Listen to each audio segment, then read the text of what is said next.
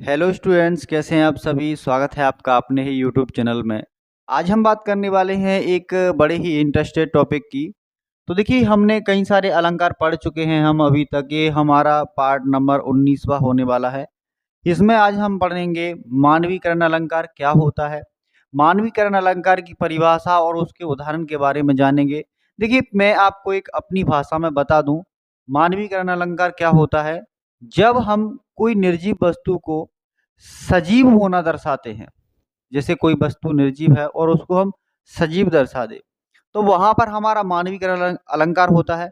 यानी कि मानव की जो क्रियाएं होती हैं, अगर हम उसको प्रकृति पर दर्शा दे तो वहां हमारा मानवीकरण अलंकार होगा। देखिए, यहाँ पर परिभाषा है, जहां मानवीय क्रियाकलापों का आरोप प्रकृति पर कर दिया जाए।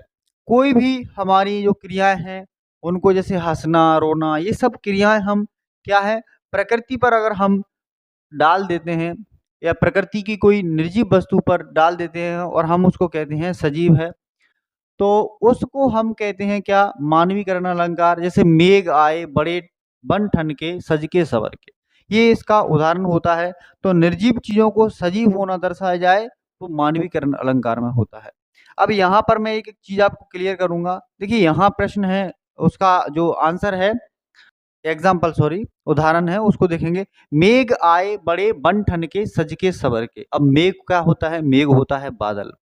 तो क्या आप मुझे बताइए, बादल सजता संवरता है? नहीं। इसको हम अपनी, सजता संवरता कौन है? मनुष्य। तो मनुष्य अपनी क्रियाओं को बादलों पर आधारित कर रहा है, यानी कि बादलों पर दर्शा रहा है। तो वहां हमारा मानवीकरण अलंकार होता है बच्चों। यहाँ सब जो क्रिया है, इसमें ये सब की सब क्रियाएं, सजना, संवरना, बन ठनना, ये सब क्रियाएं किसकी हैं? मनुष्य की हैं। लेकिन हम किस पे दर्शा रहे हैं? प्रकृति की एक चीज होती है, वो होती है हमारी क्या? मेघ। उस पर हम दर्शा रहे हैं। एक और एग्जांपल देखें। फूल हंसे कलियां मुस्काई। तो ना तो फूल हंसते हैं ना कलियां मुस्काती हैं, ये निर्जीव वस्तुएं हो गई हमारी।